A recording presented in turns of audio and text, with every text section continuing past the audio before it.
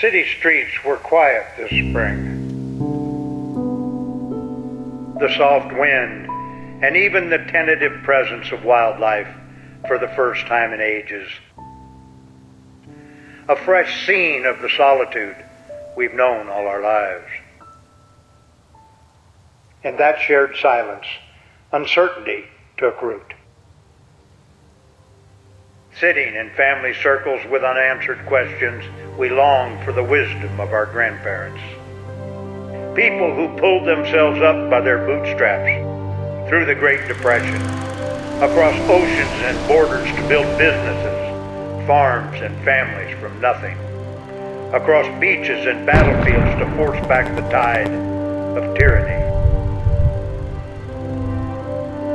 Perhaps more than ever, the world bends its ear to the wind, listening for their voices, a faint sound for many.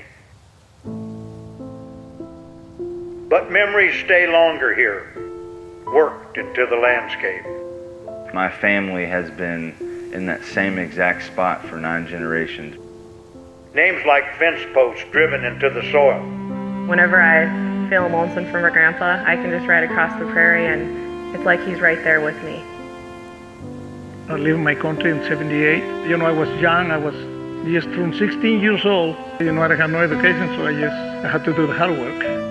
Men and women formed by this stillness. This is about as near to heaven as you can get, and I've been just about as close to hell as you can get, too, on this outfit.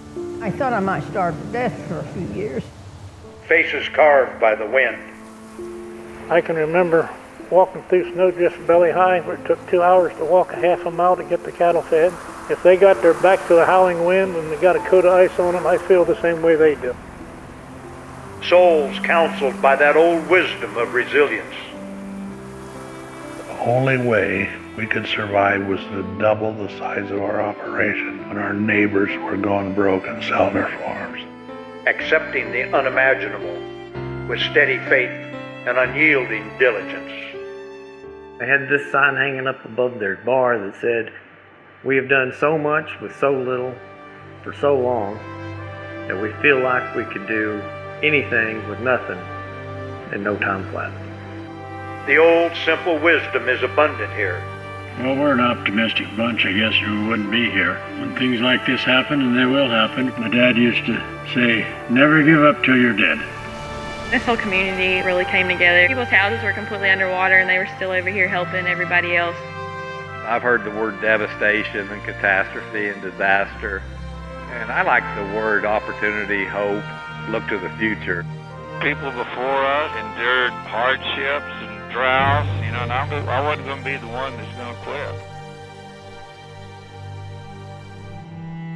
It blows through quiet cafes and ragtag barns from one coast to the other.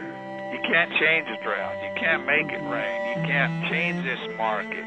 We can't do anything about this virus. Just take care of ourselves, take care of our people. That's all we've ever done. May it rush through all our small towns and pastures, sent like letters from knotted fingers scrolling cursive only her grandchildren can read. It's just been a good pause, I think, for everybody to stop and take a look at what matters. Letters pinned to every post of weathered wood and every family table. I've probably said more prayers in the last 60 days than I have the 6 years prior to that. And may so many in chaos be comforted and guided by the speech and gaze of the one who seasoned every storm with face to the wind. All to sit by the fire with grandchildren and tell them when the wind howls, be all right. Storm's gonna pass. Day's gonna break. Hang tight. Then pulls on his boots and gets back to work. We'll come out on the other side.